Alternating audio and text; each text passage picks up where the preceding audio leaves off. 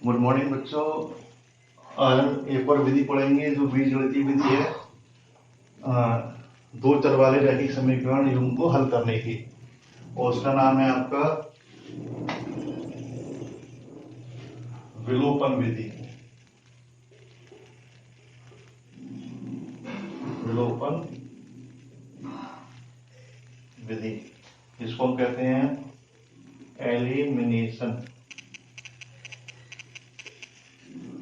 Elimination method. Clear? तो ये नाम से ही पता चल रहा, विलोपन यानी किसी चीज को गायब कर देना, यानी किसी चीज को वहां से हटा देना। एलिमिनेशन का मीनिंग भी है, एलिमिनेट यानी किसी को हटा देना। तो इस विधि को समझने के लिए एग्जांपल लेते हैं। x plus Y equal to 5 और 2x minus 3y equal to 4। 2x minus 3y equal to 4। तो ये हमारा समीकरण नंबर 1 है और ये समीकरण नंबर 2 है। विधि को थोड़ा ध्यान से देखना, जो स्टेप मैं कर रहा हूं इन स्टेप्स को फॉलो करना है। तो क्या करना है, हमें सबसे पहले देखना है कि हमें किस चर को विलोपन करना है, किस चर का करना है, x का करना है या y का करना है। ठीक है, तो सबसे पहले हम देखते हैं कि विपरीत चिन्ह के कौन से हैं। ये दोनों, ये प्लस का है, ये प्लस का है, ये माइनस प्लस का है और ये माइनस का है। ये दोनों विपरीत चिन्ह के हैं, तो इनको विलोपन करना आसान रहेगा। तो ये भी हमें थोड़ा ध्यान रखना है। तो इसके विलोपन के लिए क्या करना है, ये माइनस का 3y और ये सिंगल y है। अगर मैं 3 का गुणा इसमें कर दूं तो ये भी 3y हो जाएगा, और 1 का गुणा इसमें कर दूं ये 3y रहेगा। तो ये दोनों एक जैसे हो जाएंगे, एक जैसे हो जाएंगे। ये माइनस का है और ये प्लस का है, तो अपने आप ये कट जाएंगे। ठीक है, तो देखते हैं कैसे करना है हमें। समीकरण नंबर 1 में इस 3 का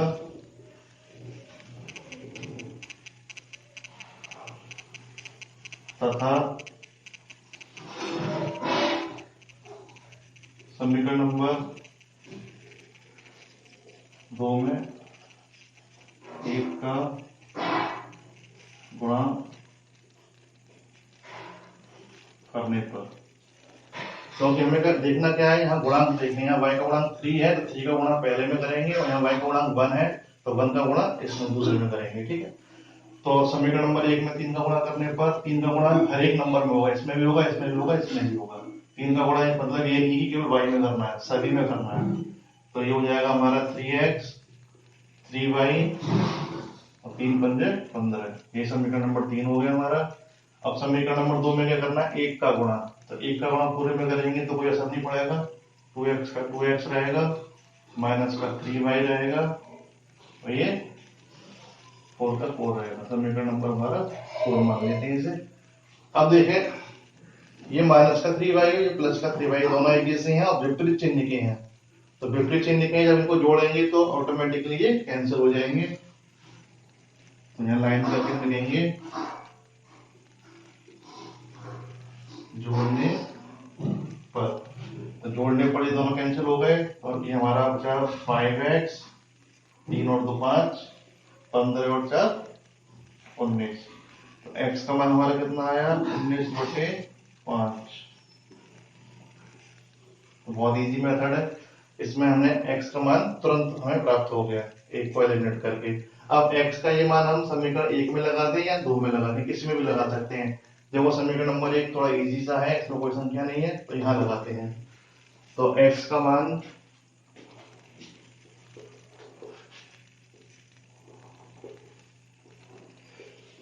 समीकरण नंबर 1 में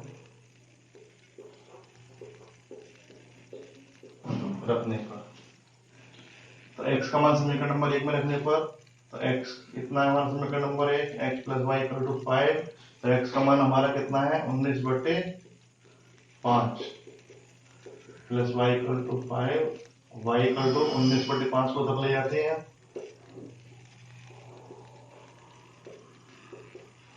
एक मानते हैं, ऐसे मिलेंगे 5 5 25, ये 19, तो y इक्वल टू कितना आया, 25 में से 19 गया 6, तो y का मान हमारा ये आएगा। तो इसलिए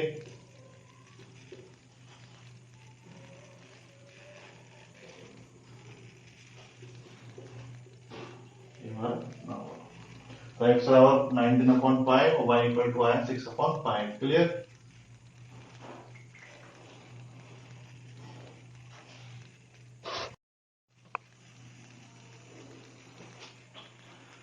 देखिए बच्चों, अगर पहला एग्जांपल समझ में नहीं आया तो हम एक बार एग्जांपल लेते हैं अवलोकन विधि को समझने के लिए। Example 2, x/2 plus 2y/3 equal to -1।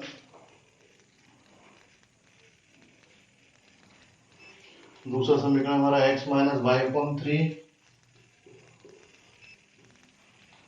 Equal to 3। अब यहाँ हमारे पास दो समीकरण दिए हुए हैं, इसको हमें अवलोकन विधि से हल करना है, समीकरण 1 और समीकरण 2। अब यहाँ देखते हैं किसको अवलोकन करना आसान होगा। पहले हमने वहां y को किया था, अब देखते हैं x को अवलोकन करते हैं। ठीक है, तो x का अवलोकन करने के लिए क्या करना पड़ेगा, यहाँ फॉर्म में 2 है, यहाँ 2 नहीं है, इन दोनों को हमें एक जैसा बनाना पड़ेगा। तो समीकरण नंबर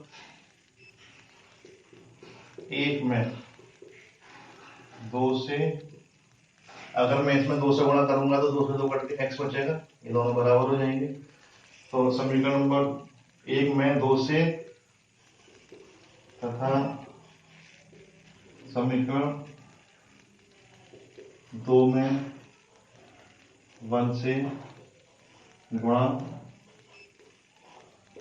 करने पर तो क्या रूप आ जाएगा, जब इसमें 2 का गुणा करेंगे तो 2 से 2 कैंसिल हो जाएगा, तो केवल हमारे पास x बचेगा, और 2 का यहाँ गुणा करेंगे तो 4 हो जाएगा, ये नीचे 3 रहेगा, और यहाँ 2 का गुणा करेंगे तो माइनस के 2 हो जाएगा। समीकरण नंबर 3 हो गया। यहाँ 1 का गुणा करेंगे तो कोई असर नहीं पड़ेगा, जैसा है वैसा रहने देंगे।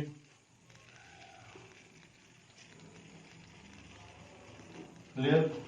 अब ये भी प्लस का और ये भी प्लस का है, तो जब ऐसी कंडीशन आ जाए तो क्या करना है, जब दोनों चिन्ह एक जैसे होते हैं और देखने में बराबर है तो करना क्या है, तो हम यहाँ लिखेंगे घटाने पर। घटाने पर इससे क्या फायदा होगा, घटाने पर हम जानते हैं कि चिन्ह नीचे वाले समीकरण के बदल जाएंगे। ये प्लस का है तो माइनस हो जाएगा, माइनस का है तो प्लस हो जाएगा, ये प्लस का है तो माइनस हो जाएगा। अब यहाँ x माइनस का हो गया, यहाँ प्लस का हो गया, दोनों कैंसिल। अब यहाँ देखिए ये प्लस का है 4y/3 और ये भी प्लस का है y/3, तो दोनों हमारे ऐड हो जाएंगे। ये -2 और -3 माइनस के 5 हो गया, इन दोनों को ऐड करते हैं,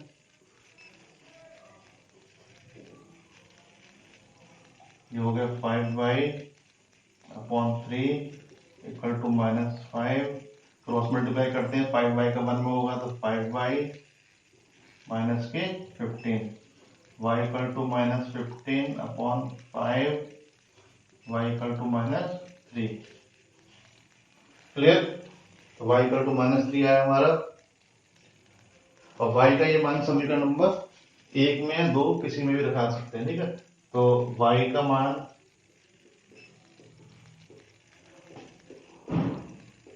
समीकरण नंबर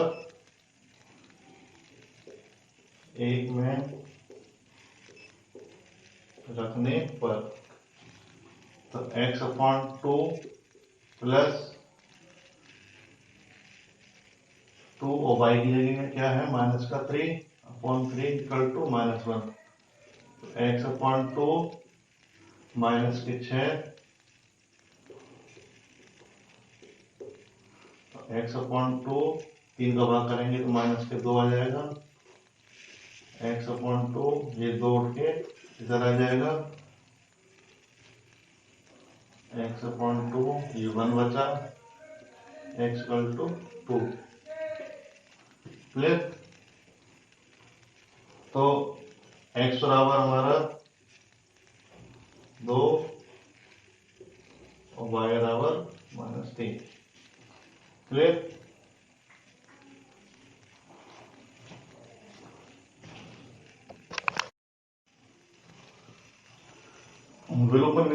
समझने के लिए अब हम एक वर्ड प्रॉब्लम लेते हैं।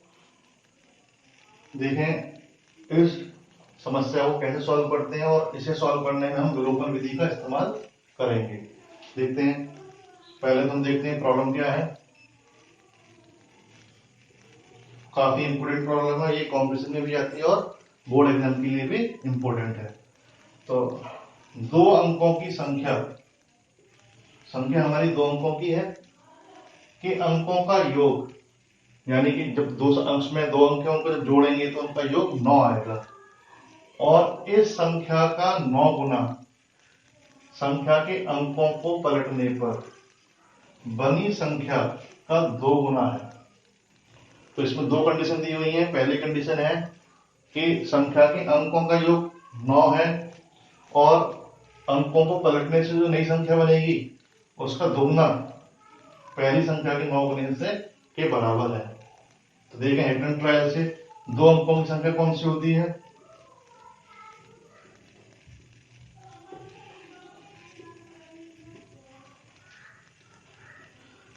तो 10 से स्टार्ट होती है, 10, 11, 12 और 99 पर खत्म हो जाती है। तो हमारा आंसर इनमें से ही कोई एक है। क्लियर? लेकिन उसमें कंडीशन क्या है? दो अंकों की संख्या के अंकों का योग 9 है। तो देखते हैं अंकों का योग, 1 और 1 2, 1 और 2 3, तो हम यहाँ देखते हैं 18, 1 + 8 9, अंकों का योग कितना है? 9 है। 18 के बाद आती है हमारी 27, 2 और 7 9, फिर आती है हमारी 36, 3 + 6 = 9, फिर आती है हमारी 45, 4 + 5 = 9, फिर 54, 5 + 4 = 9, 54 के बाद आता है हमारा 63, 63 के बाद आता है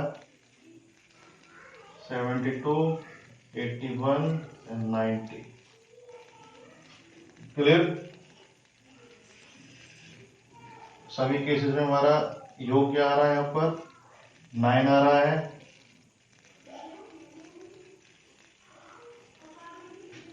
तो हमने ये संख्या प्राप्त की। अब इनमें से हमने छांटकर पहली कंडीशन से ये निकाला।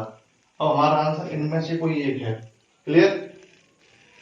क्योंकि इन सभी में अंकों का योग इकाई और दाई इकाई, दाई इकाई, दाई इकाई, दाई अंकों का योग 9 आ रहा है। क्लियर? अब दूसरी कंडीशन है संख्या के अंकों को पलटने से बनी संख्या का 2 गुना, और जो हमारे पास पहली संख्या है उसका 9 गुना।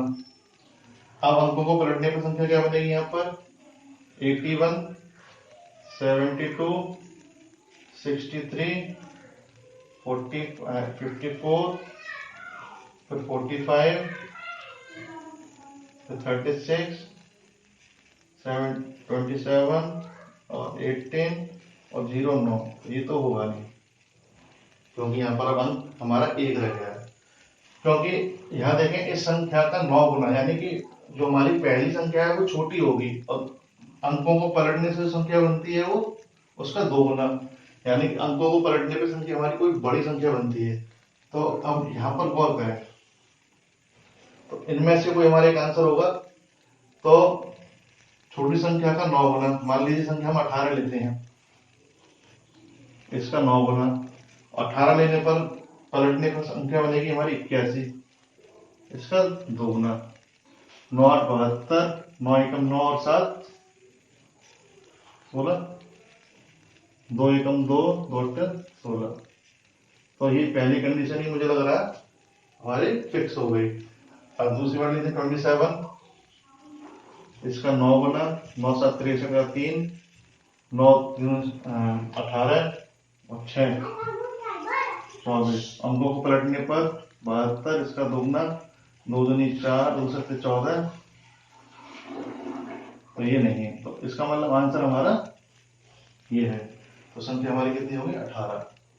क्लियर? तो ये हमारा था अटेंड ट्रायल मेथड। अगर समीकरण बनाना चाह रहे हो इस तरह सॉल्व करने का टाइम है हमारे पास, तो हम ऐसे सॉल्व कर सकते हैं जल्दी जल्दी। ठीक है? अब देखें यहाँ पर दो अंकों की संख्या मान लीजिए 25 है, तो इसको हम कैसे लिख सकते हैं? 20 और 5, यानी कि दहाई का अंक, इसमें 10 का गुणा 5। मान लीजिए 36 है, दहाई का अंक 10 का गुणा प्लस 6। तो दो अंकों की संख्या कैसे लिखते हैं? दहाई के अंक में 10 का गुणा करेंगे और प्लस इकाई का अंक। हमारे पास मान लीजिए और कोई संख्या 45 है, तो 4 गुणा 10 40 और ये 5 45। तो दहाई का अंक यानी कि दहाई के अंक में 10 का गुणा करना है और इकाई के अंक को उसमें जोड़ देना है। तो दो अंकों की संख्या को हम इस तरह से लिखते हैं। मान लीजिए इकाई का अंक हमारा x है और दहाई का अंक y है। इकाई का x है और दहाई का y है। क्लियर? तो संख्या कैसे लिखी जाएगी? मैंने बताया था दहाई के अंक में 10 का गुणा करना है, यानी कि y गुणा 10 और इकाई के अंक को जोड़ना है। संख्या हो गई हमारी 10y प्लस x। क्लियर? चलो अब इसको सॉल्व करते हैं।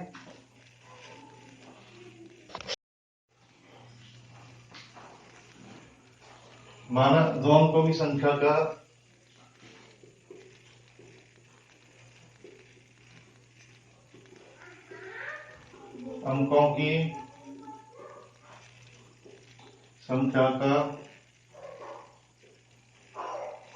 इकाई का अंक बराबर x तथा दो अंकों की संख्या का दहाई का अंक बराबर y। तो हमने क्या किया? इकाई का अंक x माना और दहाई का अंक y माना। ठीक है, तो इनके आधार पर संख्या क्या होगी हमारी? संख्या बराबर दहाई के अंक में 10 का गुणा करना है, तो 10y और इकाई के अंक को जोड़ देना। तो यहाँ पर एक बात और आती है कि अंकों को पलटने पर मतलब इकाई के अंक को दहाई का बना देंगे, दहाई के अंक को इकाई का। तो अंकों को पलटने पर संख्या क्या बनेगी? अंकों को पलटने पर प्राप्त नई संख्या। तो इसे भी लिख लेते हैं पहले हम। तो अंकों को पलटने से मतलब है इकाई के अंक को दहाई का बनाना और दहाई के अंक को इकाई का बनाना। क्लियर? तो नई संख्या क्या हो जाएगी?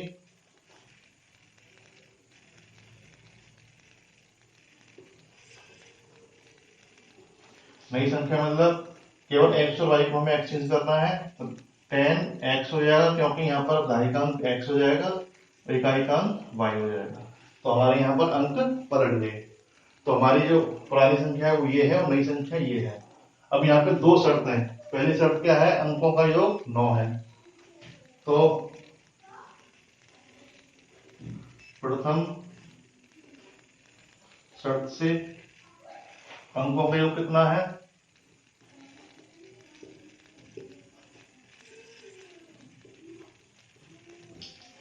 9। क्लियर? जब अंकों का योग 9 है तो मतलब x और y इनको जोड़ेंगे तो हमारे पास 9 आना चाहिए। ये हो गया समीकरण नंबर 1। अच्छा, दूसरी शर्त क्या है? इस संख्या का 9 गुना, यह लिखते हैं,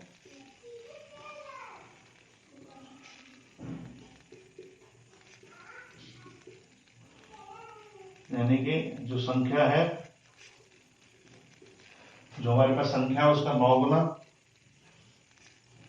बराबर है संख्या के अंकों को पलटने से बनी। तो अंकों को पलटने से संख्या कौन सी बनी है? 10x और y, इसका 2 गुना। तो पुरानी संख्या का 9 गुना और अंकों को पलटने से बनी संख्या का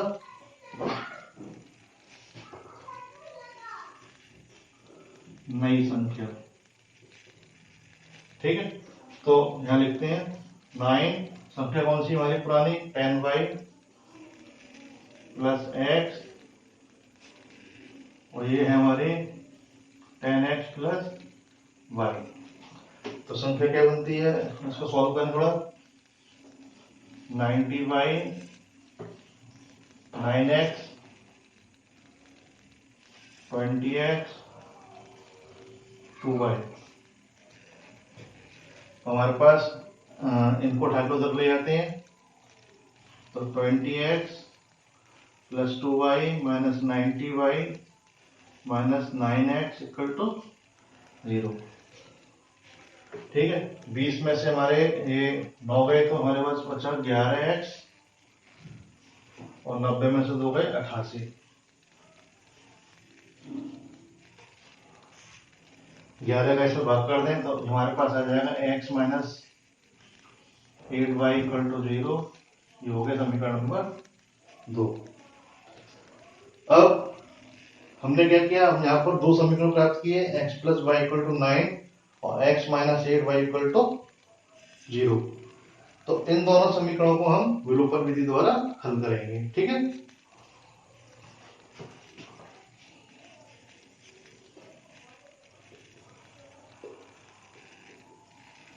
विलोपन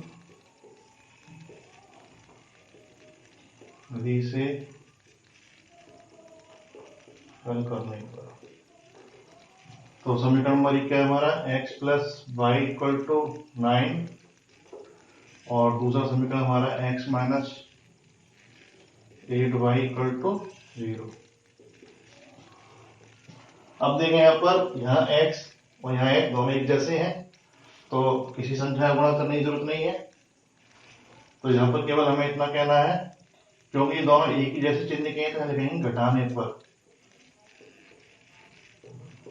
घटाने पर क्या होगा, नीचे वाले समीकरण के चिन्ह बदल जाएंगे, ये माइनस हो जाएगा, ये प्लस हो जाएगा, ये माइनस हो जाएगा, ये कैंसिल। तो प्लस के 8y और प्लस के y हमारा हो गया 9y, ये हो गया 9। तो y इक्वल टू हमारा आया 9/9 यानी कि 1। y का ये मान हम समीकरण नंबर या तो 1 में लगा दें या 2 में लगा दें। तो y का मान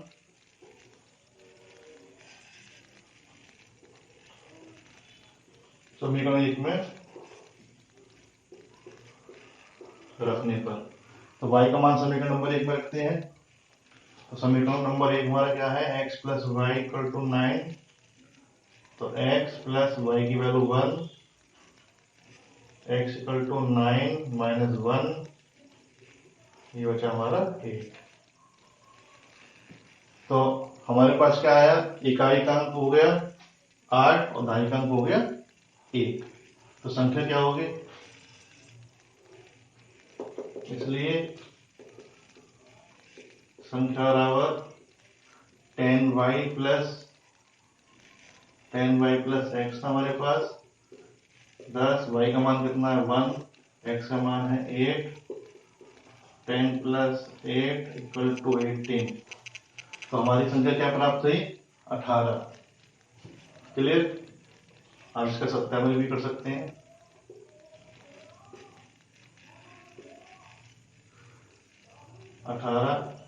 में 1 प्लस 8 9 अंकों का युग्म आ रहा है। 9 गुणा 18 और 2 गुणा अंकों को पलटने पर 81 हो जाएगा, दोनों बराबर आएंगे। कितना आएगा, 9 8 72, 9 एकम 9 और 7 16, 2 एकम 2, 2 8 16 बराबर आ रहे हैं। इसका मतलब हमारा आंसर सही है। क्लियर।